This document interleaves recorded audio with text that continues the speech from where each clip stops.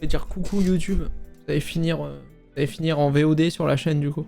Du coup là le but ça va être de faire vraiment une FAQ sur devenir freelance mais dans le sens large. C'est en gros on va parler de devenir freelance mais aussi devenir dev en 2025. Est-ce qu'il y a des changements, est-ce qu'il y a des nouveautés, des trucs comme ça.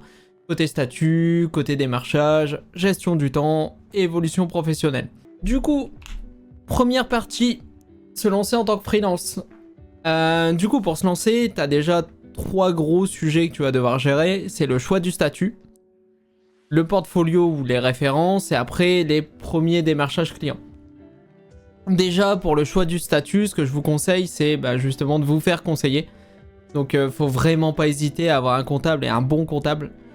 Faut pas non plus partir dans l'excès. Parce que moi je l'ai beaucoup fait dans la première boîte que j'ai montée avec un pote où vraiment on était en mode...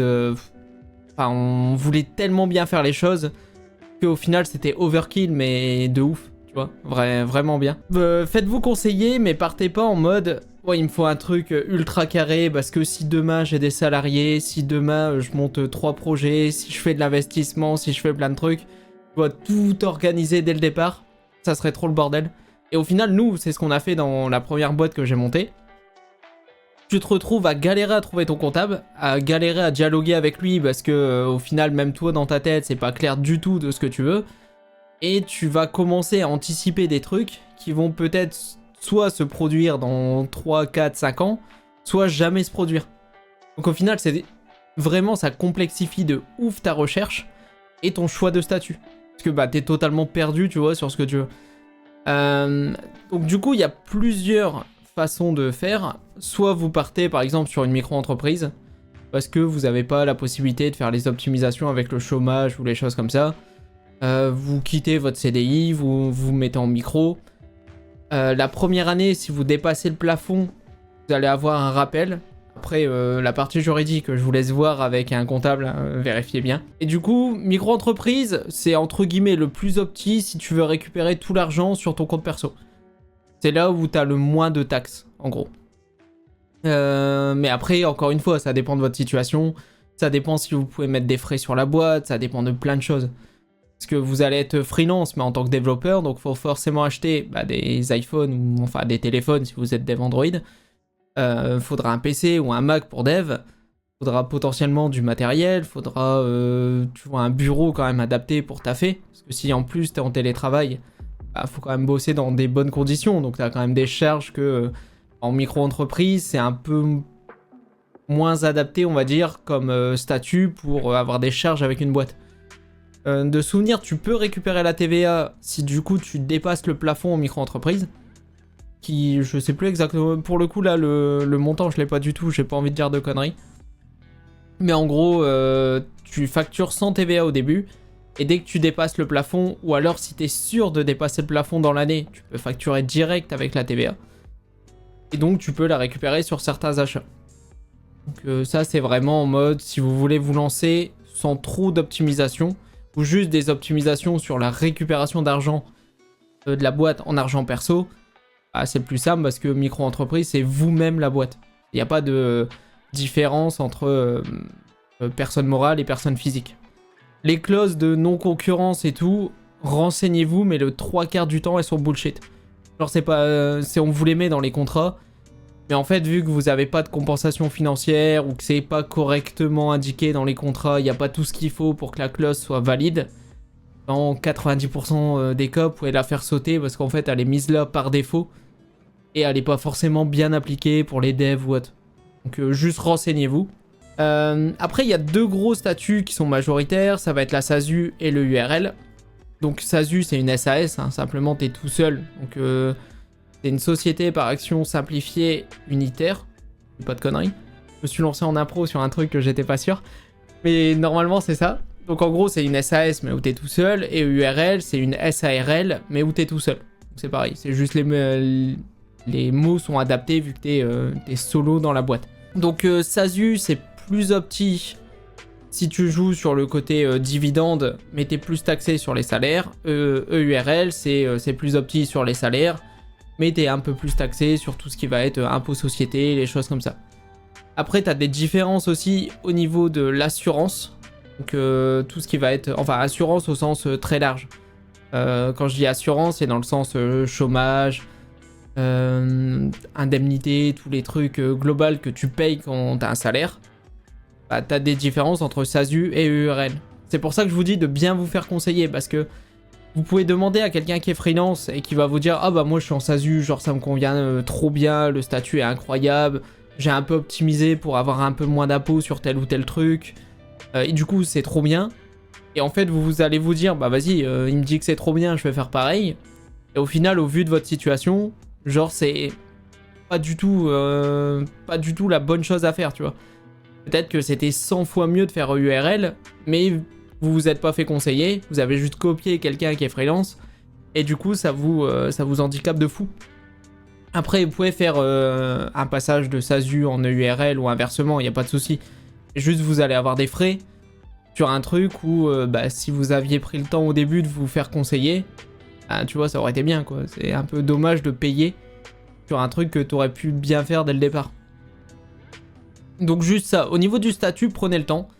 Faites des petits tableaux Excel pour savoir est-ce que je récupère en dividende, est-ce que je récupère en salaire, comment je fais pour ma retraite, est-ce que je me débrouille et j'investirai moi-même, est-ce que je cotise. Donc il y a plein de trucs à calculer, mais globalement les comptables que vous allez pouvoir contacter pourront vous conseiller sur tous ces trucs-là.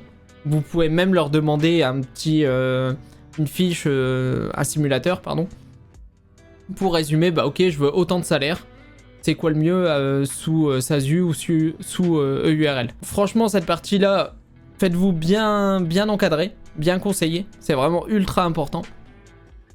Et au niveau du comptable, comme je vous disais, prenez pas forcément des gros comptables qui sont un peu à l'ancienne, j'ai envie de dire, où ils te facturent en fonction du nombre de notes de frais que tu auras ou en fonction de... Enfin, c'est un peu... c'est plafonné. Et bah si t'as moins de 10 trucs, c'est autant. Si t'as plus, c'est autant. Si machin, c'est autant. Alors que t'as des comptables genre Number ou d'autres. J'ai que Number qui me vient en tête parce que je bosse avec eux. Qui du coup, eux, sont habitués à bosser avec des freelances et notamment dans la tech. Ils ont majoritairement des clients qui sont dans la tech. Et du coup, il y a plein de questions où ils ont déjà les réponses. Tu vois, tu vas pas trop galérer. Donc allez pas forcément vers des comptables... dédié grosses boîtes ou des trucs comme ça. Vous pouvez aussi tomber sur des trucs un peu plus simples et un peu plus adaptés à votre échelle. Petite info, c'est si vous voulez quitter votre CDI, ou en tout cas si vous êtes au chômage, renseignez-vous, mais il y a aussi des opportunités pour avoir des aides ou autres sur la création d'entreprise. Donc soit tu récupères une partie de ton chômage en pourcentage d'un coup et ça te permet de l'investir dans ta boîte, soit tu restes au chômage mais tu crées une société à côté. Tu te prends pas de salaire, tu profites pas des avantages de ta boîte. Donc toi, tu vis comme tu peux avec le chômage que t'as. Et du coup, tu génères de la trésorerie dans ta boîte pour un peu sécuriser et dire que ta boîte, bah ok, il va bien se porter. Et en cas de coup dur, t'as déjà un peu de trésorerie d'avance. C'est aussi des optimisations que tu peux faire pour dire que ta boîte réussit à survivre les premières années qui peuvent être les années les plus dures. Du coup, côté portfolio et références. Alors... ça, c'est une des erreurs qui est le plus souvent fait au niveau des freelances. Au niveau des freelances, passez pas 6 mois à bosser sur un portfolio. Genre vraiment, ça sert à que dalle. Récupérez des templates tout faits. On s'en fout, payer 5 € un template HTML, CSS, c'est très bien. Il n'y a pas besoin de mettre une techno de zinzin derrière. On s'en fout royal. Hein. Les mecs qui vont aller dessus, c'est des chercheurs de tête, des chercheurs de tête, des chasseurs de tête, des mecs de SN, des recruteurs. Donc globalement, faites un truc basique. C'est nécessaire le portfolio. Si t'as pas de portfolio, faut au moins que t'aies un LinkedIn qui est à jour, qui vraiment, tu vois, a toutes les infos, détaille bien tes missions, mais ce que t'as fait dans les missions. Genre, si c'est pour dire t'as bossé à tel endroit, puis à tel endroit, puis à tel endroit, bah en fait, on sait pas ce que t'as fait. On sait pas à quoi ressemblaient tes journées, on sait pas sur quelle techno t'étais. Donc au final, il n'y a aucune info, tu vois. Donc portfolio pas utile, mais dans ce cas-là, il faut un LinkedIn à jour. Et si vous voulez faire un portfolio, ça peut être bien. C'est toujours un petit plus, tu vois. T'as pris le temps de mettre en avant certaines missions, certaines choses. Tu peux même écrire un petit blog. mettre en avant ton GitHub si tu as des projets qui sont open source. Donc ça fait un petit peu ta page d'accueil pour ensuite rediriger vers tous tes réseaux. Un réseau ou GitHub, etc. LinkedIn, tout ça. Donc en vrai, c'est une bonne base, mais juste passez pas 6 mois dessus. Vraiment, ça sert à rien. Premier démarchage client. C'est toujours la crainte quand les devs passent freelance. Vous savez pas trop de comment ça se passe et est-ce que ça va être la merde ou pas. Et en fait, c'est exactement pareil qu'en CDI, hein, globalement. Quand les boîtes recrutent, que ce soit pour un freelance ou pour un CDI, bah, faut qu'elles arrivent à tomber sur votre CV. Pour ça, il y a deux solutions. Soit vous êtes contacté par un chasseur de tête. Je vais y arriver avec ce mot. Donc comme d'habitude, généralement quand il vous contacte, c'est soit pour un CDI, soit pour une mission freelance. Lui, il s'en fout, hein. Son seul but, c'est de trouver des devs, trouver des clients et mettre les deux en relation pour être payé. Donc globalement, ça change pas grand-chose. CDI ou freelance, c'est pareil. Donc, du coup, LinkedIn à jour, vous activez le Open to Work, vous mettez quelques posts de temps en temps pour dire que vous cherchez ou alors pour partager des technos. Comme ça, ça met votre profil un petit peu en avant dans tout ce qui est outils de recherche. C'est plutôt cool. Et sinon, s'il y a des boîtes que vous aimez vraiment bien, vous les contactez en direct. Vous envoyez des MP, vous essayez de trouver soit un solution architect, soit un manager d'équipe ou des postes qui font du recrutement. Vous allez contacter directement d'autres devs. Ah, si jamais il oublie ou il est sur un sujet urgent, il n'a pas le temps ou autre, juste l'info va jamais remonter à celui qui gère les recrutements, tu vois. Ou les RH. Mais pour des missions freelance, je vous conseille plutôt de directement contacter tout ce qui est manager. Parce que les RH rentrent pas souvent dans la boucle. Enfin, en tout cas, à chaque fois que j'ai fait des recrutements pour du freelance, les RH rentraient pas dans la boucle pour les gens en freelance. C'est vraiment pour les CDI. Donc vraiment, n'hésitez pas à contacter, hein. Il y a tellement peu de personnes qui le font, de contacter en direct, d'expliquer de pourquoi la boîte est intéressante et tout. Par contre, oui, si vous contactez une boîte en disant que la boîte elle a l'air incroyable, vous aimeriez trop être en freelance chez eux, et qu'au premier entretien, vous savez pas ce que la boîte fait, vous avez pas testé l'appli, et vous avez aucune question, on sait que t'as bullshit. On va pas mytho, on sait que t'as bullshit. Donc, voilà, à un moment, quand t'es en freelance, ce qu'il faut bien comprendre, c'est que tu vends vraiment toi et tes capacités. Donc que ce soit pour faire de l'app, pour faire du back, pour faire n'importe quoi, c'est tu dois réussir à te vendre, à montrer aux gens que si ils ont besoin de toi parce que tu sais faire tel ou tel truc. Si à un moment t'essayes de te vendre et que à la première question de ok c'est cool, t'as dit que la boîte t'intéressait et du coup tu sais ce qu'on fait et vous répondez non, niveau crédibilité c'est pas fou quoi. Vous mettez pas des bâtons dans les roues non plus. Organisation et tarification. Bon là c'est la partie globalement je pense que vous allez rien découvrir mais c'était un peu pour détailler cette partie là. La gestion du temps. Globalement vous allez devoir faire des fiches en fait de journées où vous avez bossé. Donc soit il y a des solutions qui sont en interne. Et pas, des fois c'est très basique, hein, c'est à Excel avec les journées du mois, vous mettez des 0 et des 1 pour savoir quand vous avez bossé. Et derrière, ça permet de savoir le nombre de jours dans le mois et vous facturez pour par exemple 19 jours, 21 jours, travaillés dans le mois. Gardez une trace de votre côté, c'est toujours bien parce que s'il y a un litige sur une facture, parce que généralement vous n'êtes pas payé au mois. Si vous avez travaillé en janvier, vous n'allez pas être payé en début février pour janvier. Il y a toujours une latence. Vous êtes vraiment de pro à pro. Donc c'est possible qu'il y ait 2 mois de latence, 3 mois de latence, 4 mois de latence en fonction des boîtes, en fonction de comment ils gèrent leur paiement. Donc potentiellement, la facture de janvier, vous allez être payé en mars. Donc s'il y a un litige dessus, parce que en fait vous avez facturé 21 jours et que dans leur service en interne, ils ont 20 jours à facturer, faudra savoir qui a raison, tu vois, où est l'erreur. Donc gardez toujours une trace, essayez d'avoir un truc un peu bien organisé, on va dire, sur le nombre de journées facturées. Ensuite, si vous faites pas des missions full time, je vous conseille pas forcément de facturer à l'heure. Donc par exemple, vous enchaînez plein de clients un peu en mode agence web. vous conseille pas forcément de facturer à l'heure. Parce que, après, c'est très personnel hein, comme avis, mais je trouve ça un peu dommage, dans le sens où, en fait, plus votre niveau va augmenter, plus vous êtes censé coder vite, entre guillemets, parce que y a un tas de paramètres à prendre en compte, et pour des features très basiques, vous allez aller plus vite qu'un dev junior, et du coup, vous allez faire payer moins cher quelque chose que vous faites mieux. Donc en fait, c'est pas dans votre intérêt, hein. Le but d'avoir monté sa boîte, c'est de générer de l'argent. Vous êtes passé freelance pour perdre des sous, c'est pas ouf. Donc du coup, vendez plus en fonction de ce que vous allez devoir faire. En fonction de la complexité de la tâche, la pénibilité de la tâche. Donc typiquement, je vais prendre un exemple, mais si on me contacte pour faire une migration UIKit vers SwiftUI, bah, potentiellement, je vais facturer, je dis n'importe quoi, à 600 TJM. Par contre, si on me contacte pour maintenir une appli qui est en Objective-C et en UIKit, je vais dire bah ok, mais mon TJM c'est 700. Parce que c'est des technos qui sont legacy, je vais pas spécialement m'éclater dans la mission, bah je vais facturer plus cher. Tu vois, c'est normal. Des technos qui sont plus chiantes à maintenir, où je vais passer plus de temps parce que bah forcément il y a moins de nouveautés que sur Swift, donc moins de simplification de code, etc. Bah vous facturez pour cette partie-là aussi.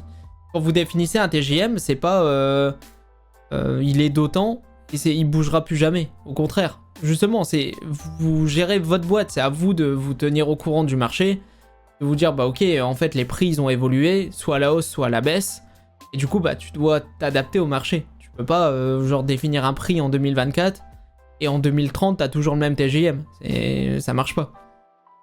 C'est bien ce qu'il faut comprendre, c'est que vous êtes plus en CDI. En CDI, en fait, la boîte sait que vous coûtez autant, elle sait que le service dans lequel vous travaillez lui permet de générer autant d'argent. Donc elle fait le ratio entre les deux pour savoir, bah ok, est-ce que ce service est rentable ou n'est pas rentable. Là, c'est votre boîte, donc c'est à vous de vous débrouiller en fait. Donc toute cette partie-là, faut pas l'oublier en fait. En plus de votre taf habituel, il y a toute la partie où vous avez une société et il faut la faire prospérer. Donc n'oubliez pas ça, c'est assez important. Et du coup, bah, c'est sans transition bien sûr. La relation client-communication, forcément, après, en vrai là, il n'y a pas de grosse diff avec le CDI, j'ai envie de dire. Le monde de la tech est assez petit. Je pense vous avez tous connu quelqu'un qui a bossé avec un ancien collègue à vous. Parce que bah, soit c'est au niveau de Paris, soit... En fait, c'est dans des zones assez ciblées en France, la tech. Donc vous cramez pas. Partez pas en mode oh c'était une boîte de merde, je m'en fous, je les plante du jour au lendemain et je trouverai une autre mission. C'est votre image en fait, donc c'est un peu con. J'habite à la campagne perso, ouais mais ça marche aussi ok, ça change rien. Donc vraiment, c'est vraiment votre image, mais que ce soit en CDI ou en freelance, c'est juste que c'est accentué en freelance. En fait, partir et en vous embrouillant avec quelqu'un qui peut vous cramer sur toutes vos futures missions, bah c'est un tout petit peu con quoi. Vous mettez juste des bâtons dans les roues pour rien. La mission se passe mal, vous remontez le point. De toute façon, vous avez un mois de préavis dans le 3/4 des contrats. Vous faites votre mois de préavis, vous dites bah non, désolé, la mission me convient plus, la relation que j'ai avec mon manager, j'en sais rien, se passe mal. Moi j'ai envie, bah on arrête de manière propre. Et c'est tout, chacun continue sa route et tu vois, il n'y a pas d'embrouille. Vous flinguez pas votre communication pour une mission qui se passe mal, quoi. Un peu con. Je crois qu'on arrive vers la fin. Du coup, évolution vers des rôles techniques avancés. C'était l'une des questions qui revenait aussi dans le sens où, bah c'est cool, vous êtes en freelance, mais du coup, ça veut dire que vous allez jamais pouvoir monter en termes de responsabilité ou autre. Dans les boîtes, c'est plus compliqué. Je vais pas vous mentir. Par mon expérience, en tout cas, c'est plus compliqué de monter à des postes de solution architect, de manager ou autre en tant que freelance. Ça existe. Il y a des boîtes qui s'en foutent, qui évoluent et pour qui ça bloque pas. Encore une fois, je parle au niveau de la France. Dans d'autres pays, c'est pas forcément le cas. Mais ça reste possible. C'est juste que c'est un peu plus un marché de niche. Donc du coup, déjà, pour passer de dev à tech lead, c'est pas forcément une obligation. Pas non plus le voir en mode, bah en fait t'es dev junior, t'es dev intermédiaire, t'es dev senior, bah tu passeras tech lead. Non, genre absolument pas. Vous pouvez très bien décider de rester dev senior, vous augmentez votre TJM parce que bah, vos compétences augmente. Vous apprenez de plus en plus de choses, vous savez faire de plus en plus de... enfin, réaliser différents types de missions, mais vraiment à plus grande échelle, bah, facturez plus. Vous n'êtes pas obligé de passer tech lead pour augmenter votre TJM. C'est pas comme en CDI où en fait vous montez jusqu'à un échelon où vous êtes mauvais, parce que en fait sinon t'as pas d'augmentation de salaire, tu vois. Du moment que vous arrivez derrière à le justifier, à expliquer de pourquoi vous avez augmenté votre TJM, après le client il veut pas, vous en trouvez un autre. C'est vraiment vous qui décidez. De pourquoi j'insiste là-dessus, c'est parce que dev, bah, tu vas avoir une journée typique d'un dev où vraiment en dehors des délits, des réunions qui sont un peu standards si tu bosses en méthode agile, après tu vas pouvoir bosser, tu vas pouvoir dev, tu vas pouvoir créer des choses. Tech lead, tu vas avoir une partie où justement tu vas devoir organiser et structurer la stack technique du projet. Donc tu vas passer plus de temps en réunion, tu vas faire du macro chiffrage, tu vas préparer à la stack technique et de comment elle doit évoluer. Donc par exemple les tâches tech, les choses que tu veux mettre en avant, les trucs comme ça. Potentiellement préparer des démos techniques, expliquer au produit pourquoi on a fait ça, à quoi ça sert, montrer les nouveautés en termes de features iOS ou autre. Donc en fait ça va vous prendre plus de temps et vous allez moins développer. Donc c'est pas le souhait de tout le monde. C'est pour ça que je dis qu'un dev est pas obligé de passer tech lead. Ça n'a rien à voir. Tout comme un tech lead n'est pas obligé de passer SA ou n'est pas obligé de passer manager. Généralement, tu as deux branches en gros qui sont très présentes. C'est un dev quand il évolue, c'est soit il repasse du côté managérial, soit il reste dans le côté pure tech et du coup il monte tech lead, SA, CTO, etc. Donc là vous êtes en freelance, c'est votre boîte, faites ce que vous voulez. Augmentez votre TJM si vos compétences augmentent. Après, il faut réussir à le vendre, forcément. Vous allez être plus cher que le marché. Mais il y a des boîtes qui recherchent des mecs ultra bons.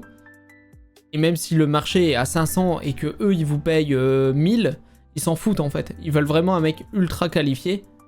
Le seul truc c'est que bah forcément c'est un peu plus niche et du coup c'est un peu plus dur à trouver. C'est tout. Gérer une équipe ou plusieurs projets. Je sais plus pourquoi j'ai mis le point. Mais si, je sais. Globalement, c'est même si vous êtes freelance, comme je disais, c'est pas pour ça que vous n'allez pas avoir de responsabilité. Donc, du coup, il y a cette partie qui peut être un peu dure, on va dire, au niveau des boîtes. C'est s'ils font une très grosse distinction entre les CDI et les freelances, ça peut être des moments de friction. Donc, faut essayer de prendre sur soi parce que potentiellement, t'as des boîtes qui ont une très grosse différence. Et du coup, les freelances sont vus vraiment comme des personnes externes qui n'ont pas forcément un avis qui est pris en compte. Après ça, c'est une question d'ego. Hein. C'est vous facturez, vous essayez d'apporter une prestation la meilleure qualité possible. Si à un moment on vous bloque sur des choses, et votre client qui choisit, s'il n'a pas envie que vous interveniez sur tel ou tel sujet, tant pis pour lui. Mais si vous êtes qualifié et que vous auriez pu l'aider mais qu'il vous bloque, soit vraiment ça vous frustre de ouf et du coup vous laissez tomber la mission, trouvez-en une autre. Mais tu vois, ça peut arriver que t'es à moitié en train de gérer une équipe et même si quelqu'un est par exemple hiérarchiquement en dessous de toi, mais vu qu'il est en CDI, il est toujours défendu par les managers ou autres, alors que tu peux avoir raison sur certains trucs. Ça arrive. Tu vois, il y a des boîtes qui sont en mode non, le CDI est sacré et le freelance on s'en fout. Et après, juste... faut en avoir conscience, les mentalités évoluent. Perso, toutes les boîtes que j'ai fait, il n'y avait aucune différence entre CDI ou freelance. Tu faisais de la merde en CDI ou tu faisais de la merde en freelance, t'avais juste fait de la merde, c'est tout. Et au contraire, tu faisais un truc bien où t'avais des bonnes idées, t'étais aussi bien écouté en CDI qu'en freelance. Y a pas de problème particulier, c'est juste petit warning, faites attention, il y a des boîtes qui ont une mentalité un peu à l'ancienne. Et le dernier point, c'est se positionner sur le marché, mais globalement, on y a répondu en même temps que passer de dev à tech lead. C'est vraiment... faut que vous ayez une nouvelle compétence qui est de se mettre en avant, dans le sens où faut réussir à expliquer ce que vous savez faire, que vous avez déjà fait par le passé, comment vous avez mis en place certaines choses, comment vous avez fait évoluer une stack technique, comment vous avez appris des choses ou à justement enseigner à des devs plus juniors à monter en compétences. Donc vraiment réussir de manière factuelle, hein. Il n'y a pas besoin de faire un CV de 45 pages, mais en mode des exemples concrets pour expliquer de comment vous arrivez à apporter une plus-value à une boîte pour qui vous bossez. C'est vraiment ça qui est important en fait. C'est faut le voir en mode client-prestation, hein, vous êtes en freelance. C'est la boîte va vous payer pour un service. Faut juste lui expliquer de ok, moi je sais faire ça et dans le passé j'ai déjà fait ça. Donc potentiellement, au niveau de la boîte, ça va vous aider à avoir une meilleure stack. Ça va vous aider à avoir une CI/CD de meilleure qualité parce que j'ai énormément bossé dessus. Dans mes dernières missions, j'ai mis ça, ça et ça en place. Ils vont être en mode, tu vois, c'est cool, ok, il y a une plus-value. Ils te payent pour un service qui est vraiment intéressant pour eux. Et c'est là où ton TGM peut être plus haut. Parce que forcément, tu leur apportes une plus-value que d'autres personnes sur le marché ne savent pas faire. Tu peux négocier en disant, oui, par contre, j'ai un panel de compétences qui est plus large que la majorité du marché. Donc oui, je suis plus cher. Mais en même temps, si vous prenez un autre dev qui est dans vos critères de budget ou qui est moins cher que moi, par exemple, tout ce qui est CI/CD, il sait pas le faire. Donc, à un moment, c'est au client de savoir ce qu'il veut. Donc, n'hésitez pas à vous mettre en avant. Hein, vous êtes censé vous vendre. Donc, faut pas non plus avoir la grosse tête en mode vous êtes le meilleur et les autres devs du marché sont éclatés. Et simplement, si vous faites des choses qui sont un peu innovantes, peut-être pas, mais sont à part ou en tout cas peu communs, on va dire, par rapport à d'autres devs, mettez-le en avant. Bon, après, si par contre vous faites ultra bien les tartes à la pomme et que vous cherchez un poste de freelance en tant que dev, je suis pas sûr que c'est utile de le préciser. Mais en tout cas, ce qui concerne la mission, si vous avez quelques atouts en plus, mettez-le en avant. Ça va vous aider à justifier le TGM. Voilà. Bon, les tartes à la pomme. Allez. Dernière diapo. Et après, on passe au FAQ. Quelques conseils clés. Vous voyez l'image très drôle. Du coup, construire son réseau. Pour ça, il y a plein de trucs. Il y a les événements, LinkedIn forcément, et les Slack. Les Slack ou les Discord sont souvent oubliés, en vrai. Dans le sens où il y a quand même... par exemple, il y a Main Baguette ou Swift Baguette. Je crois que c'est Swift Baguette pour iOS. Qui du coup est un Slack avec plein de développeurs iOS qui sont dessus, qui se partagent des astuces, qui se posent des questions et tout. C'est le genre de truc où potentiellement tu peux rencontrer un dev qui au final te dit ça tombe bien, moi dans mon équipe on cherche quelqu'un, il y a quelqu'un qui part dans 3 mois et on va avoir un poste ouvert. Tu vois, ça c'est le saint graal pour un freelance, de le savoir en avance qu'un poste en freelance va être ouvert. Parce que du coup le poste est pas sur le marché. Donc t'es vraiment dans les tout premiers à passer les entretiens. Donc c'est vraiment opportunité de ouf. Même X. Oui, mais même sur Twitter. Même sur X, du coup. Exactement. Et pareil, les événements, il y a pas mal de Swift Connection, de trucs comme ça qui sont organisés pour regrouper des gens autour d'un intérêt qui est commun. Donc là, par exemple, le dev iOS. Après, je prends l'exemple du dev iOS parce que forcément, je suis dev iOS. Mais vous avez pareil, par exemple pour Symfony, il y a des événements sur Paris. N'hésitez pas à aller à ce genre d'événements. Même vous y allez à plusieurs, même si vous faites pas tous la même techno. Ça reste intéressant, tu vois, de découvrir des choses, de rencontrer des gens. Parce que potentiellement, tu peux parler à un dev iOS alors que toi, t'es un dev back qui fait du Node. Et pareil, il peut te dire, c'est marrant parce que nous, on bosse avec une stack en Node. Et je sais que, j'ai entendu dire que dans l'équipe, ils recrutaient. Tu vois. Et du coup, hop, connexion. Moyen d'avoir un poste, let's go. Tu vois, faut commencer à se faire un réseau dans le sens, juste échanger et discuter avec les gens. Vous n'êtes pas obligé de le faire en mode matrixé, école de commerce, faut que votre répertoire scrolle pendant 15 minutes. Mais juste avoir des contacts intéressants et même dialoguer avec les gens, ça vous apprend des trucs.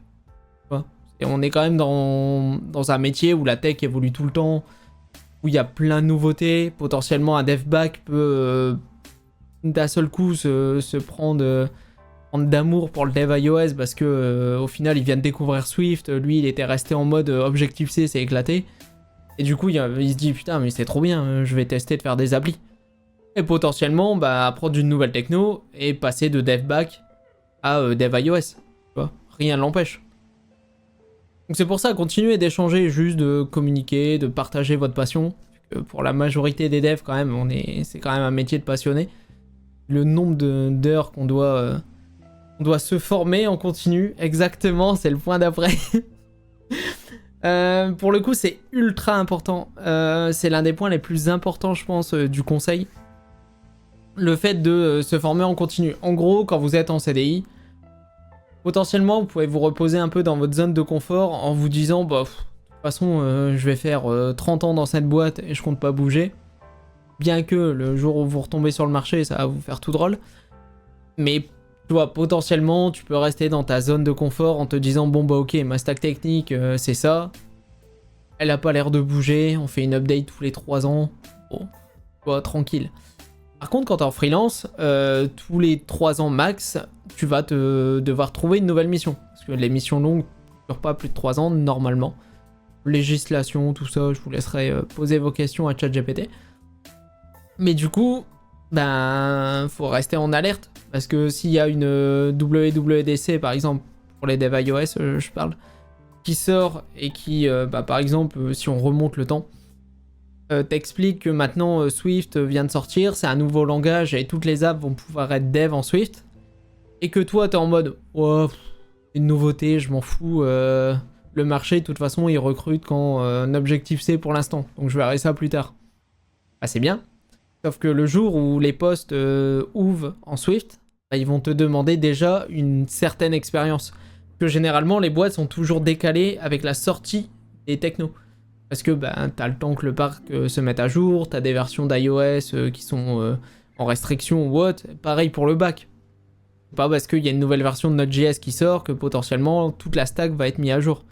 Et c'est pas pour ça qu'il faut pas être au courant qu'il y a une nouvelle version de Node.js qui est sortie, tu vois.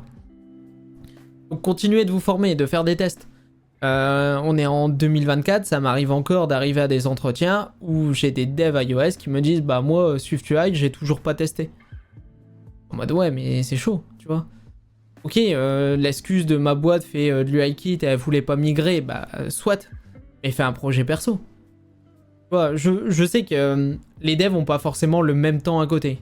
Et de toute façon, je suis en stream tout le temps, donc vous savez que je dev beaucoup. Et par contre, je sais qu'il y a des devs qui ont pas autant de temps à investir que ce que je peux faire. Et il y a aucun problème là-dessus. Mais au bout de, je sais pas, Swift UI, ça doit faire 4-5 ans. Au bout de 5 ans, me dire bah, je sais pas ce que c'est, tu vois, c'est chaud. Swift quoi, ouais, c'est ça.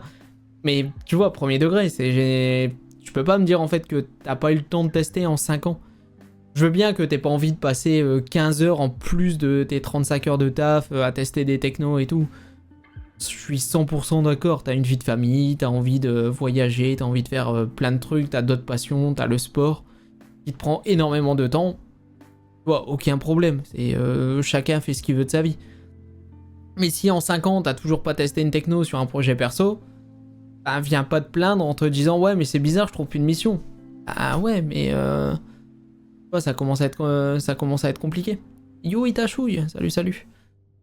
Donc vraiment continuez à vous former, c'est ultra important. Je pourrais pas vous conseiller sur toutes les technos, je sais que Symfony a pas mal de guides, de docs qui sont assez à jour. Les changelogs pour les montées de version majeures sont très bien détaillés. Côté iOS, on a la WWDC qui est ultra importante à regarder, vraiment.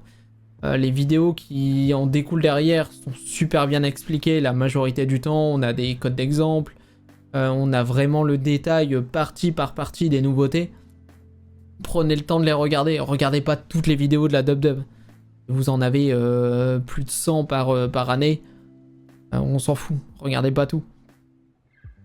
Mais par contre, si, j'en sais rien, vous avez une appétence pour le design, oui, avoir des soft skills, c'est aussi important. Si vous avez une appétence pour l'UX, par exemple, à des fois, à la DubDub, il y a des vidéos dédiées aux guidelines sur comment on fait une belle UI, comment on fait attention à l'UX, pourquoi on affiche une modale, pourquoi on fait un push de vue, pourquoi on navigue de telle manière dans une appli iOS, comment fonctionne l'accessibilité. Il y a plein de soft skills à creuser.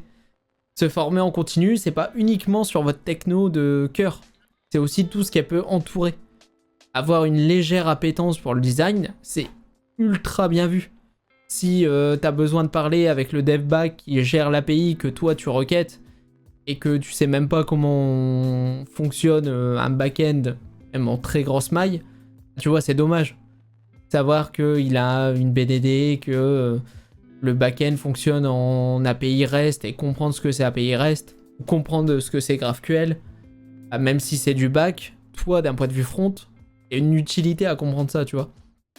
Donc n'hésitez pas à bosser des technos qui sont légèrement éloignés de votre scope, tu vois. Ça vous donne toujours un truc en plus. Ne pas savoir comment fonctionne GraphQL et du coup requêter du GraphQL, bah, ça va vous empêcher d'optimiser vos requests. Donc c'est un peu dommage.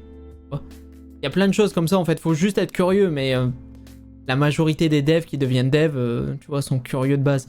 Faut juste continuer de l'être. Même une fois que t'es en mission, même une fois que t'es freelance, et même quand vous êtes en CDI, hein, vraiment. C'est vraiment important. On arrive au 3e point, savoir dire non. Alors, pourquoi je l'ai mis? Déjà parce que le ChatGPT m'a aidé à penser à tout ça, et m'a conseillé de le mettre, et il a 100% raison. Parce que c'est le genre de truc qui est très dur au tout début. C'est vraiment l'un des points où... de base, en fait, tu te dis, bon, je suis freelance. Pourquoi dire non, tu vois, le projet a l'air cool. Pourquoi ne pas tester? Au final, je pense, ça va me prendre 2 jours et ça sera fini. Non. Non. Tous ceux qui viennent me voir en live, vous le savez. Vous savez que c'est pas vrai. Où à chaque fois, on a une idée, ça prend pas 2 jours, ça prend 3 semaines. Et surtout, même rendre service à des proches, c'est là où je mettrai un petit warning. Parce que je pense vous connaissez tous quelqu'un qui a besoin d'un site web, mais t'inquiète, ça te prend 5 minutes, je veux un truc basique. C'est pas vrai. C'est le genre de truc où si vous voulez rendre service parce que ça vous fait découvrir une nouvelle techno, vous allez kiffer et tout, why not? Ouais, c'est cool. Et tester. Par contre, si la personne vient vous voir en mode ah, par contre, là, en fait, finalement, l'arrondi, au lieu de mettre 12, on va mettre 18. Puis la couleur bleue, bah, je trouve, au final, ça rend pas bien. On va plutôt partir sur cette couleur-là. Ah, puis au fait, le PDF, en fait, c'est pas le bon, je viens de le mettre à jour. Est-ce que tu peux rechanger dans le site? À un moment, facturez-le. Que ce soit un ami, une tante, un oncle, un cousin, je m'en fous. Juste, c'est votre taf. C'est normal. C'est pas parce que vous avez, je dis n'importe quoi, un oncle qui est cuisinier, pardon, que toute la semaine vous allez manger gratos parce que bah, de toute façon il peut rendre service. Tu vois, c'est pareil, il les paye bien les produits. Que vous allez avoir dans l'assiette, à un moment il y a quelqu'un qui l'a payé. Là c'est pareil. C'est pas parce que c'est virtuel et que c'est non tangible que on peut vous demander, bah en fait t'as moyen de me faire un site toutes les 2 semaines. Et où vous gagnez rien, enfin si. La visibilité. Et t'inquiète, non mais je parlerai de toi parce que j'ai un pote, son fils, il connaît quelqu'un qui a son cousin qui bosse dans une boîte. Non, bullshit. Genre bullshit, on s'en fout. Genre dites juste non en fait. Vous avez pas le temps, vous voulez pas, ça vous intéresse pas. Puis si au final, y a des gens qui vous font la gueule à cause de ça, ouais, ils payent en retweet. Non mais vraiment, hein, c'est no joke. Hein. Après... Chez les devs, ça arrive un peu moins. On est un peu plus protégé de ce côté-là, mais légèrement, comparé aux designers ou au CM, globalement. Les designers ont été pendant des années ultra bullshit sur ça. Côté dev, on est un tout petit peu plus protégé, si ça arrive encore. Mais juste, faites attention à ça, en fait. Et si les gens vous parlent plus parce que vous leur avez dit non, à un moment, c'est juste parce qu'ils venaient par intérêt. Hein. Donc, vous avez monté une boîte, hein, vous êtes en freelance, vous allez avoir des frais, vous allez devoir quand même faire grandir votre boîte. Ce qu'on a dit au début, côté chômage, côté... pas taxe, mais... enfin, tout ce qui est charge, cotisation, voilà. Tout ce qui est cotisation, etc., vous allez devoir en payer. Donc, à un moment, si vous rentrez pas d'argent, mais que vous rendez service à la terre entière... les calculs ils sont pas bons. C'est vous qui allez vous retrouver dans la sauce. Et le mec à qui vous avez fait le site web gratos, quand votre boîte elle va fermer parce que vous allez être dans la merde, lui il va juste dire ah et du coup mon site on fait comment? Tu vois, il s'en fout que t'as fermé ta boîte. Lui il veut juste que son site il reste en ligne. Donc vous faites pas avoir en fait, vous êtes pas là pour rendre service à tout le monde.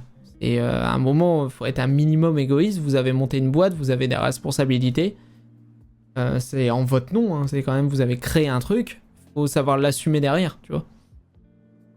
Et le dernier point, c'est anticiper les périodes creuses, ce qu'on appelle les intermissions quand vous êtes en ESN. C'est forcément, bah, votre mission va se terminer. Commencez à prévoir pour en trouver une autre. C'est assez compliqué, surtout en ce moment le marché c'est un peu resserré et tout. Mais globalement, quand une mission se termine, si vous savez qu'elle se termine dans 4 mois, et que vous êtes en fin d'année, c'est la pire période. Parce que les budgets pour la nouvelle année sont pas encore validés, donc les gens savent pas s'ils recrutent, combien de personnes, ou s'ils recrutent pas. Et du coup, il y a un petit creux. Donc ça peut être assez compliqué, mais du coup, commencez à, par exemple, mettre à jour votre LinkedIn, à remettre quelques posts tech, tu vois, faire un peu ressortir votre nom de nouveau sur les réseaux.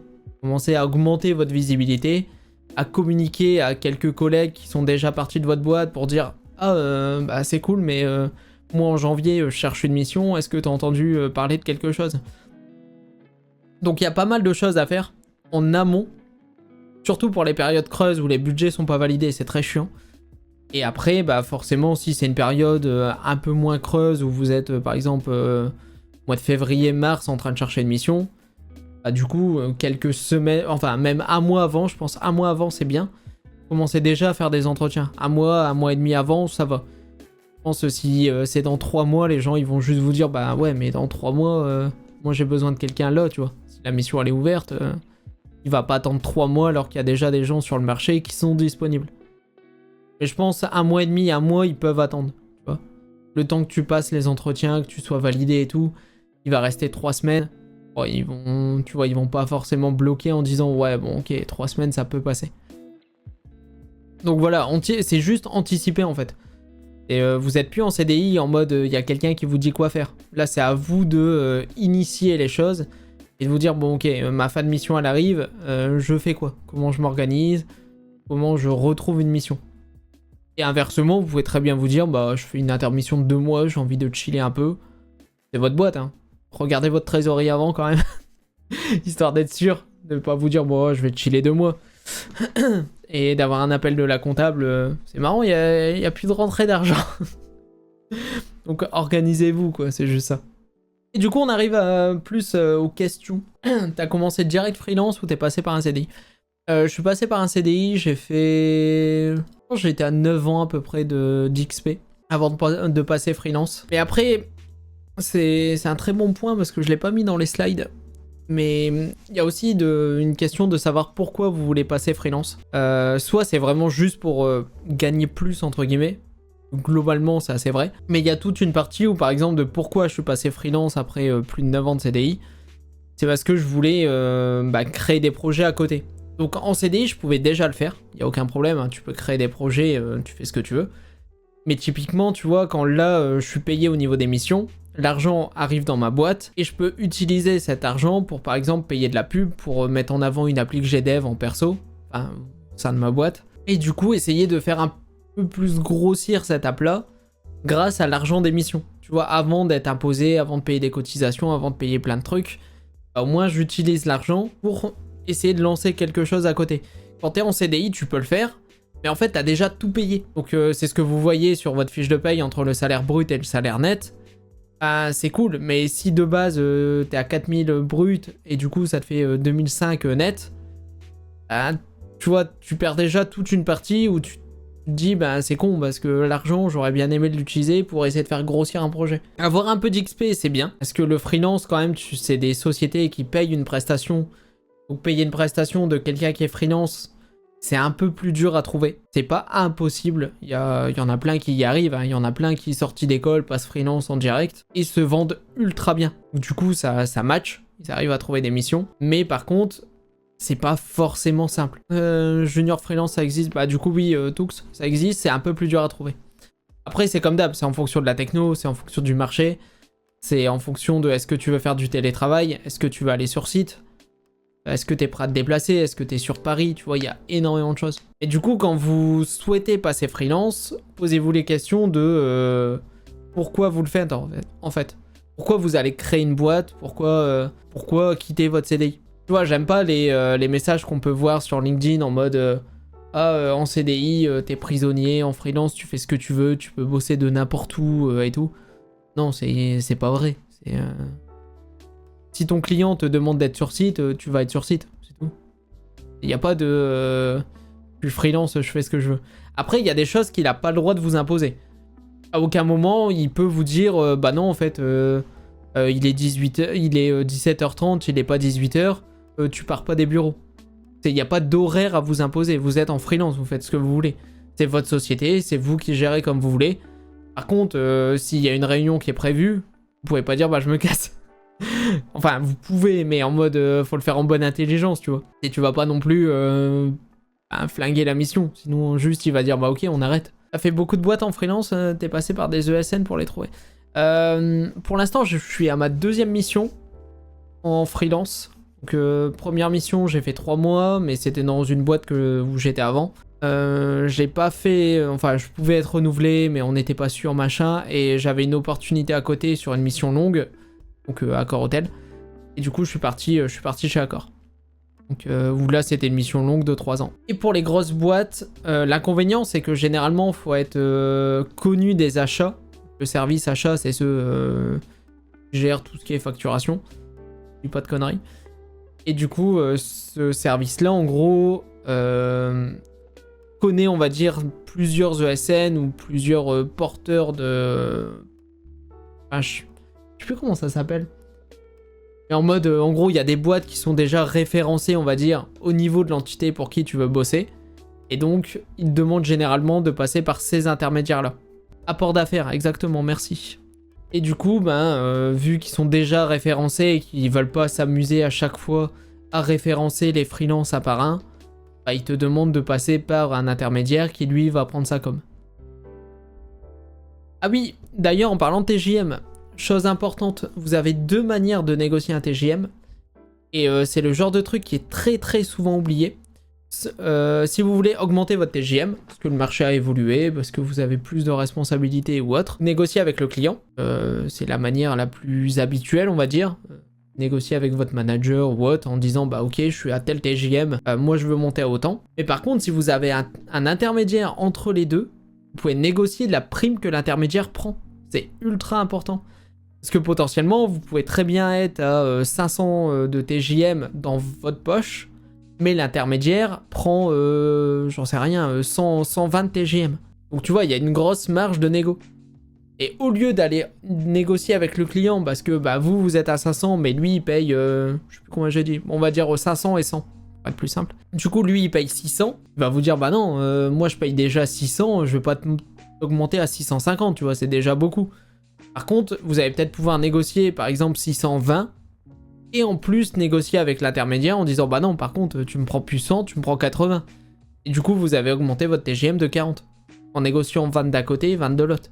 C'est vraiment à pas oublier, il y en a énormément qui oublient cette partie-là. Alors que des fois, c'est beaucoup plus simple de négocier avec l'intermédiaire, parce qu'au final, lui, il vous a placé, hein, globalement, il fait plus rien.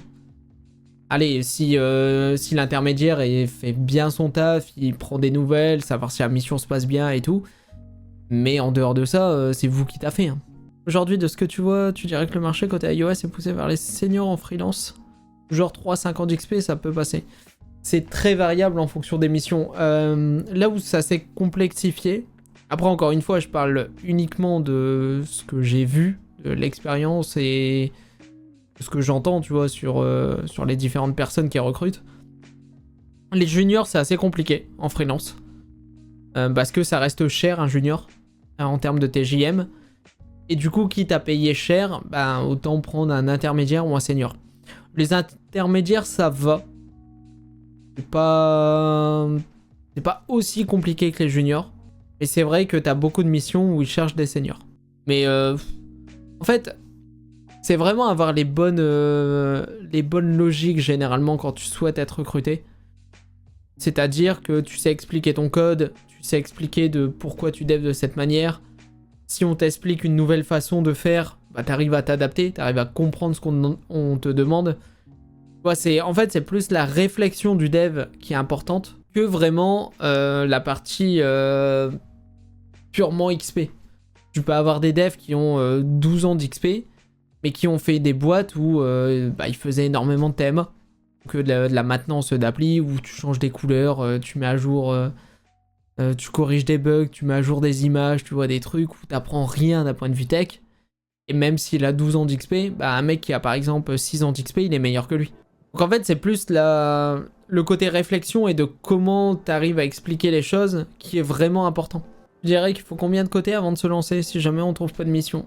Ça c'est pareil, ça dépend comment vous faites. Si vous êtes en CDI, que vous vous mettez au chômage, ça vous apporte une certaine sécurité. Le temps de trouver des missions, de faire des trucs. Après, si vous n'avez pas moyen de le faire, c'est toujours pareil. C'est si vous partez avec une rupture conventionnelle, ça vous fera un peu d'argent. Donc combien de temps vous allez pouvoir tenir? Est-ce que vous avez des économies? Est-ce qu'il n'y a qu'un seul salaire qui rentre? Ou par exemple vous êtes avec votre copine-copain et il peut un peu subvenir aux besoins des deux. Donc en fait c'est vraiment des calculs à faire et une organisation à avoir. Il n'y a pas de solution magique, on va dire. Mais après, il y a des aides, il y a des choses comme ça. Mais faut se renseigner. Chaque situation est vraiment différente. Et surtout, faut pas se lancer pour les mauvaises raisons. Se lancer en freelance juste parce qu'on vous a dit « Ouais, vous allez gagner plus d'argent », c'est... Enfin, à mon sens, c'est pas une bonne raison, tu vois. Je dis pas qu'il faut pas en gagner. Je dis juste qu'il faut avoir une certaine motivation de pourquoi le faire. Vous prenez plus de risques. Hein. Si demain, il n'y a plus de mission, que comme au Covid, le marché se casse la gueule, bah, c'est cool. Vous avez gagné plus, sauf que si vous n'avez pas mis de côté, vous avez mal géré votre trésorerie et que vous vous retrouvez sans argent, bah, ça va être la sauce. Alors que les CDI vont être un peu plus protégés. Après, encore une fois, faut être un peu plus cash sur ce côté-là. Le truc de t'es en CDI, tu risques rien, c'est bullshit. Oui, c'est vrai que quand t'es en CDI, qu'il y a un licenciement ou un truc comme ça, tu pars avec un petit billet généralement. Tu vois, il y a un truc qui est mis en place, tu pars avec... tu vas partir avec 20K, 30K, n'importe quoi, c'est vrai.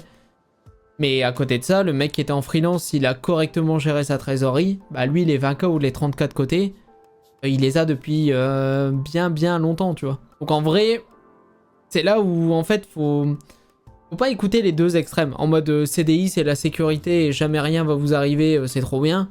Et freelance, c'est la liberté absolue et vous faites tout ce que vous voulez. Et tu vois, les deux mindsets qu'on peut trouver sur LinkedIn et sur les réseaux, c'est de la merde. C'est vraiment du bullshit. Il y a un entre-deux en fait. C'est pas tout blanc, tout noir, c'est gris. C'est vraiment ce côté-là qui est important où côté freelance, t'as plus la main sur ton argent et sur ce que tu veux faire. Moi, c'est vraiment pour ça que je voulais passer freelance. Parce que je choisissais où je voulais investir. Je choisissais si je voulais créer un projet et mettre 4000 € de pub. Ou 4000 € parce que je devais payer à un designer ou n'importe quoi. Bah, j'avais moyen de le faire. Alors qu'en perso, jamais j'aurais pu avoir 4000 € si vite de côté. Donc c'est cette partie-là qui m'a fait, ok, moi je veux passer freelance parce que j'ai besoin d'avoir la main sur l'argent pour décider des projets que j'ai envie de faire grossir. Et qu'en perso, ça aurait été plus compliqué. Donc en fait, c'est plus ça. Faut que en dehors du métier de freelance, du passage en freelance, t'aies une motivation qui te guide en fait. Freelance, c'est la liberté, on fait vraiment ce qu'on veut. Oui, mais après, en fonction des clients et des missions que tu prends, tu peux avoir des missions avec certaines restrictions, tu vois. Dans tous les cas, tu auras plus de liberté parce que c'est ta boîte. C'est ce que tu veux. Si une mission te saoule, tu te casses. Et tu te casses en un mois, quoi. Tu préfères privilégier des grosses boîtes dans ta recherche ou les projets d'app en particulier? C'est très variable en vrai. Hein. C'est quand même en fonction de ce qui va se présenter à toi. Tu peux très bien tomber sur une grosse boîte où les technos sont éclatés, où rien n'a évolué depuis 15 ans et t'as pas envie de bosser pour elle. Et à l'inverse, tomber sur une app d'un particulier, hein, enfin d'une start-up, je préfère dire start-up quand même, qui a l'air trop bien. Après, c'est toujours pareil, hein, faites gaffe de comment vous allez être payé et être sûr d'être payé. Ça aussi, c'est à vous de gérer, hein, vous êtes plus en CDI. Hein. C'est du troll, à mon lot de free, j'en fais partie, c'est une sorte de CDI déguisé. Oui, oui aussi, oui, clairement. Non, mais t'as quand même plus de liberté quand t'es en freelance. Si t'as envie le vendredi de terminer un peu plus tôt le taf, si t'as pas de réu ou autre, après ça existe aussi en CDI. Hein. Moi je l'ai déjà eu en CDI, t'as besoin de t'absenter 1 heure, ton manager va pas te faire chier pour ça. Mais en freelance au moins c'est un peu plus clair. On peut pas t'imposer des trucs. Et vraiment c'est très variable. Le seul warning je vous donnerai, c'est vraiment le côté où si vous bossez avec des startups ou des boîtes qui sont pas forcément stables financièrement, bah, faites gaffe à bien être payé. Surtout si c'est vos premières missions et que vous avez pas de trésorerie quoi. T'as déjà pensé au portage? T'as une optique qui existe. Je sais pas exactement dans le détail, je vous laisserai vous renseigner dessus. Mais tu peux en gros faire du portage pendant quelques années pour avoir un salaire on va dire assez élevé. Et comme ça derrière tu peux passer au chômage où t'as un chômage qui est assez décent, vraiment correct. Pour monter une boîte et du coup tout mettre en trésorerie pour sécuriser la création de ta boîte. Comme ça tu fais ça pendant 1 an et demi, enfin 1 an, on va dire 1 an. Et du coup t'as 1 an de trésorerie où tu touches à rien. Et donc quand tu commences à taper dans l'argent de ta boîte, t'as déjà une bonne trésorerie qui est là pour te sécuriser et pas être bloqué ou la première phase où il manque d'émissions. Donc la technique chômage et création de boîte en parallèle est pas trop mal pour te sécuriser. Après il faut te renseigner, il y a plein de choses à connaître sur cette partie-là, savoir ce que tu as le droit de faire, savoir ce que tu n'as pas le droit de faire.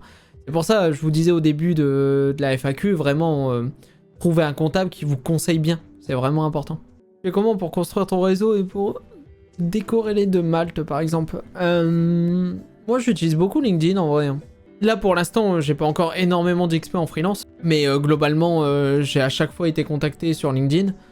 Après le nom de tout à l'heure sur savoir dire non sur la sélection des projets et éviter la surcharge, ça marche aussi pour les missions qu'on vous propose.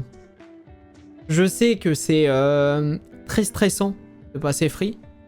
Clairement, le moment où j'ai eu ma toute dernière fiche de paye de CDI, j'étais vraiment sûr de moi, de ce que je voulais faire, de passer free, d'avoir mes projets, de faire des missions, de ne pas prendre de missions pour streamer H24 et monter des projets, puis reprendre des missions et ainsi de suite. J'avais vraiment tout établi dans ma tête. Le moment où j'ai reçu ma dernière fiche de paye, ça te met un coup de pression. Tu te dis, bah ça y est, bah voilà, c'est aujourd'hui. Hein. C'est aujourd'hui que c'est parti. Et globalement, t'es pas ultra rassuré. Tu sais où tu vas, t'es plutôt confiant dans ce que tu fais, mais ça te met un petit coup de pression quand même. Donc c'est pour ça, c'est juste bien prévoir en gros ce que vous voulez faire. Mais globalement, moi, LinkedIn, pour tous les contacts que j'ai eus, c'était ça. Et du coup, ce que je disais, c'est vous allez être stressé au début, le temps de trouver des missions et tout. Mais acceptez pas n'importe quoi en fait. C'est soit vous trouvez des missions courte durée, le temps de trouver quelque chose de mieux. Mais par contre, divisez pas votre TGM par 2 parce que le mec essaye de vous bullshit en disant « Ah mais tu sais, le marché c'est compliqué en ce moment, tu trouveras vraiment pas... Enfin, le but c'est que vous arriviez à vous vendre et lui, son but, c'est que vous tapez le moins possible dans son budget. Parce qu'il doit recruter des gens. Donc si vous arrivez, vous tapez 75% du budget, il n'y a plus d'équipe, tu vois. Donc c'est un petit jeu de négociation entre deux personnes que vous allez devoir essayer de faire. Et l'intermédiaire, lui, il veut juste vous caser. Globalement, donc vous faites pas avoir en fait. C'est juste ça. Yo Caridev, comment tu vas? Quand t'es passé freelance, t'as maintenu un CDI en parallèle ou t'as sauté d'un coup? En gros, ce que j'ai fait, je l'ai fait plusieurs fois. Du coup, la première fois, j'étais en micro-entreprise en même temps que mon CDI pour faire 2-3 missions à côté, mais c'était des tout petits trucs. Et je maintenais des sites web à jour, je faisais un peu de dev web surtout. J'ai fait une appli iOS, je pense en... Non, même pas. En micro, je pense pas. Non, j'ai fait que des sites web au début. Mais c'était des tout petits trucs et en gros, ça me permettait de gagner peut-être 200, 300 balles, tu vois, à côté en mode, bah c'est cool. Et je récupère des contacts et tout, j'aimais bien. Et par contre, là, quand j'ai vraiment voulu passer freelance pour créer mes projets et les faire grossir en mode je peux investir avec de la pub, tout ça, là, j'ai quitté le CDI et je suis passé freelance. Comment je devrais commencer le freelance et par où commencer? C'est une bonne question, Showman.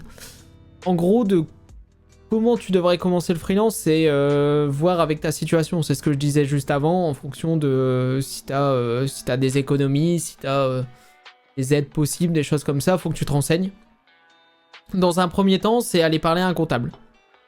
Il y a Number, il y a plein de comptables qui sont assez proches du monde de la tech et de comment ça se passe. Du coup, essayez d'aller vers eux. Number, en plus, je pense que je peux vous avoir un lien de parrainage. De souvenir. Je crois que vous avez les frais de création de boîtes gratuites ou un truc comme ça. Je sais plus, je vous mettrai sur Discord les infos ou pour YouTube, je vous mettrai en description. Mais je regarderai, je sais plus. Mais bref, allez juste voir un comptable, histoire de déjà parler de votre idée, expliquer ce que vous voulez faire. Donc faut quand même avoir une idée bien construite, hein. Réfléchissez bien sur pourquoi devenir freelance et à quoi ça va vous servir, qu'est-ce que ça va vous apporter. Déjà vous mettre d'accord avec vous-même et après vous l'exposez à un comptable. De là, tu vas avoir un peu plus d'infos sur comment ça se passe et comment il peut t'accompagner dans la création de ta boîte. Et après, c'est commencer à vous faire des contacts, LinkedIn, réseaux sociaux, demander à vos potes de repartager votre CV. Tu vois, il y a un peu...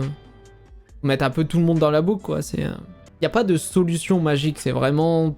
Tu dois réussir à te démarquer sur le marché de l'emploi, mais comme un CDI qui est en train de chercher une boîte, tu vois. C'est pareil. C'est juste que vous n'êtes pas sur le même marché. Même s'il y a des missions qui acceptent CDI et freelance. Je pense qu'on a un peu fait le tour. Je sais pas si vous reste 2-3 questions encore. Mais vraiment, prenez le temps de bien réfléchir à pourquoi passer free et après, si vraiment vous voulez créer des choses et même faire du consulting plutôt que des missions plus classiques de dev, ça peut être une solution aussi, hein, de passer free, d'avoir une trésorerie, d'avoir un petit matelas de sécurité qui est plus rapide à faire que quand t'es en CDI, pour après tenter de faire des conférences, de faire du consulting, d'avoir un peu un changement de voie, on va dire, niveau taf. Plusieurs sujets, c'est comment chez Accor, j'ai vu une offre passer, je me tâte à postuler, je suis en recherche active, mais bon, l'une des meilleures boîtes que j'ai fait. D'un point de vue tech et humain, j'en dirais que du bien, clairement. C'est vrai qu'on se retrouve assez seul en tant que freelance. C'est pareil qu'en CDI, en fait, ça dépend. Même niveau de vie sociale qu'en CDI, par exemple. Moi, j'ai pas vu de diff. C'est très variable en fonction des boîtes et de la mentalité des boîtes. J'ai toujours été en télétravail, ou au moins en télétravail, si c'est pas en plein temps, en partiel, comme là, je vais sur Paris toutes les 2 semaines. Et globalement, c'est juste en fonction des boîtes. Hein. Je me suis fait des potes comme je me faisais des potes en CDI, tu vois. Il y a des gens avec qui je m'entends extrêmement bien et pas parce que t'es freelance qu'il y a une différence. Donc c'est vraiment en fonction des boîtes et en fonction de même toi, le côté sociable, est-ce que tu l'as?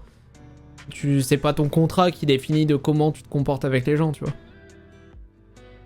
C'est plus le côté télétravail où il y a des personnes à qui ça correspond pas. Yo, la fibre du dev, ça va? Ouais, c'est exactement ça, Gino. C'est vraiment le côté full remote ou non qui joue énormément. Et ouais, go postuler, les gens. Faites-vous plaisir. Ah, le full TT peut être spécial. Si vous êtes en full TT, bon, on divague un peu. Je vais pas tarder à couper le record côté YouTube. Mais le full TT, je vous conseille quand même d'avoir une pièce dédiée, d'avoir un bureau ou vraiment un endroit où vous allez travailler. Histoire que ça empiète pas trop sur votre vie perso. Si vous avez besoin d'avoir vraiment cette frontière-là, après ça dépend des gens. Hein, je vous donne des conseils sur séparer vie pro, vie perso. Je taffe et je pars en stream après jusque 2h du mat. Mais, mais si vous avez besoin de cette frontière-là, ayez une salle dédiée. Vraiment un bureau, une zone où c'est votre espace de travail. Et quand vous sortez de cette pièce, au moins vous récupérez un peu ce côté... c'est votre appart ou votre maison et ça vous fait une séparation. Ce qui marche bien aussi chez certaines personnes, c'est vous sortez dehors et vous allez juste vous balader, faire un petit tour. Et c'est juste pour vous brainfuck. Vraiment, c'est juste psychologique. Mais en fait, le fait d'aller dehors, même si c'est juste pour faire un tour du quartier et re-rentrer chez vous, ça vous donne cette impression de vous avez quitté le travail pour rentrer chez vous. Tu vois? Et en fait, ça va vraiment accentuer la séparation de t'es sorti de ton lieu de travail et maintenant t'es en repos. Ça aide les gens. Et je l'avais lu. Moi, oui, comme Okip dit, moi j'ai pas besoin de séparation, j'ai qu'une vie pro donc c'est ok. Mais c'est en vrai, c'est un vrai truc. C'est un vrai truc que j'avais lu. Au tout début que je suis passé freelance, j'avais freelance. Full TT, j'avais checké un peu comment faire pour que ça se passe bien, tout ça. Et sinon, il y a les zones de coworking qui sont assez cool. Moi, quand j'ai un bug, un truc qui me prend la tête et que toi, tu commences à tourner en boucle et tester tout le temps les mêmes solutions, ce que je fais, c'est je prends mon Mac, je le mets dans mon sac et je pars au Starbucks. Juste le fait de marcher et d'aller à un autre endroit pour aller dev, ben, il est à 10 minutes en plus. Je suis en mode, bah ok, tu vois, ça t'oxygène un peu le cerveau. Et tu dis, bon, bah ok, c'est bon, tu te remets à bosser, t'as les idées un peu plus fraîches, t'as changé ton environnement de travail. Et du coup, ça fait du bien en fait. Ok, n'hésitez pas à aller faire du cowork aussi. Hein. Ceux qui ont besoin de plus de contact social parce que vous êtes passé en full TT, faites du cowork. Monsieur est pété de thunes, ok. Non, prenez les cafés filtres à 2 €. Le rat. En plus, vous pouvez faire passer en frais de boîte. Un café. Je vous donne même des conseils. T'as vu? Et le sport, mini 1 heure par jour, ça aide. Ouais. Vraiment, ça pour le coup, ça aide énormément. Malax, t'as vu? Je vous donne des tips. Je vous mettrai des tips sous la vidéo côté YouTube. Vas-y, je prends les dernières questions. Après, on peut continuer d'en parler. Juste, je vais cut côté YouTube, je pense. Je vais séparer en deux peut-être les questions et la vidéo. Ça gérerait comment le compte bancaire pro et perso au début? Si vous êtes en micro-entreprise, il vous faut un compte bancaire dédié. Enfin, je préciserai pour le reste après, il vous en faut un aussi, mais c'est particulier. Il vous faut un compte bancaire dédié si vous êtes en micro. C'est ultra important et c'est obligatoire surtout. Dans le sens où vous n'êtes pas obligé d'avoir un compte professionnel pour la micro-entreprise. Vous pouvez avoir un compte classique. Je prends mon cas comme exemple, mais je suis chez Boursorama. J'ai juste créé un nouveau compte bancaire. Sans carte bleue, sans rien, je m'en foutais. Et du coup, tout ce qui était mission arrivait sur ce compte-là. Comme ça, il était décorrélé de mon compte perso. Et donc, toutes les rentrées et sorties d'argent, c'était sur ce compte. Si vous voulez récupérer de l'argent des missions pour vous acheter des trucs en perso, vous faites un virement de votre compte, nouveau compte créé, votre compte pro entre guillemets, vers votre compte perso surtout. C'est ultra important. Vous ne devez pas payer directement avec ce compte-là. Mais le gros avantage de la micro-entreprise, comme d'hab, valider que ça n'avait pas changé. J'ai plus de micro depuis 4 ans. Mais normalement, ça n'a pas bougé, je pense. Vous pouvez avoir un compte standard, pas besoin d'avoir un compte pro. Mais simplement, il doit être séparé de vos dépenses personnelles. En gros, il faut que quand vous alliez sur votre compte et vous faites extraire les données, il n'y a vraiment que ce qui concerne votre boîte. Ah, même si votre boîte, c'est vous-même en micro, mais vous avez compris. Et du coup, par contre, pour tout ce qui est... depuis que je suis passé en freelance, donc en SASU, moi, je suis parti chez Conto. Et pareil, c'est l'une des conneries que j'avais fait dans ma première boîte.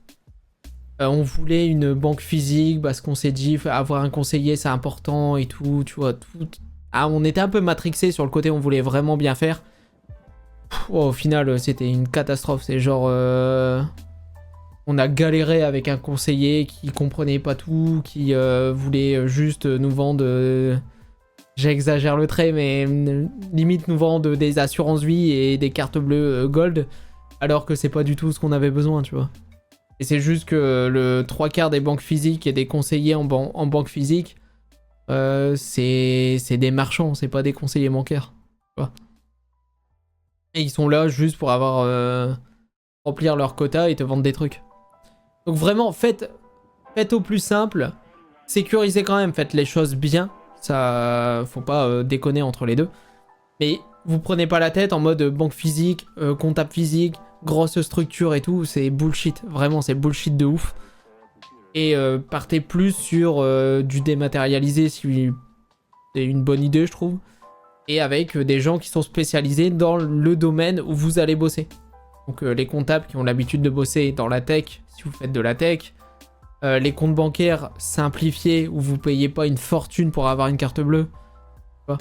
Il y a plein de néobanques ou comptes pro qui se sont créés, que ce soit Conto, que ce soit... j'ai pas d'autres idées, mais il y en a 3-4 qui existent, qui se sont créés et qui simplifient énormément les choses, tu vois, au niveau des banques en ligne, même pour les pros. Pour devenir freelance, est-ce qu'il faut se déclarer aux yeux de l'État? Si oui, sous quel statut? Micro-entreprise, c'est t'as un formulaire à remplir sur le site du gouvernement. Et tout ce qui est SASU, URL, enfin structure, une vraie structure morale, tu passes par ton comptable. Et yo Mathieu, c'est comment la banque en ligne jusque maintenant? C'est très très bien, c'est pas cher, ça fait le taf. Et leur interface, et quand t'as des questions et tout, ça répond vite, donc je conseille vraiment. Au final, c'est comme en perso en fait, hein. Les seules fois où j'ai eu besoin d'un conseiller physique, il a planté ma carte bleue. Depuis que je suis en banque en ligne, bah tu gères toi-même et donc un peu mieux. Voilà. Et oui, petite astuce, je l'ai pas mis dans les astuces, utilisez l'IA sur les questions très génériques. Si vous voulez optimiser des choses, vous réfléchissez à comment ça marche, vos frais de société, vos frais de trucs, récupérez une base en fait de réflexion, utilisez l'IA. Comme ça, vous avez une base, et après, vous en parlez avec votre comptable. Pourquoi je vous dis ça? C'est en fait, ça va vous aider à réfléchir à des sujets ou des questions que vous vous posez, et derrière, vous allez simplement confirmer pour être sûr que l'IA est toujours à jour avec les nouvelles lois, les choses comme ça. Donc c'est ultra important, parce qu'en fait, si vous allez directement voir votre comptable, l'avantage de l'IA, c'est qu'elle va potentiellement vous proposer des choses qui sont assez exhaustives. Elle va vraiment dire, bah ok, dans toutes les recherches et dans tout ce que je connais, il y a ça, ça, ça, ça, ça. Alors que votre comptable va avoir un peu plus de mal, on va dire, à vraiment imaginer tous les use cases qui peuvent correspondre à votre besoin, tu vois. Donc c'est pour ça, il y a toute une partie où utiliser l'IA, c'est quand même vachement bien, quoi.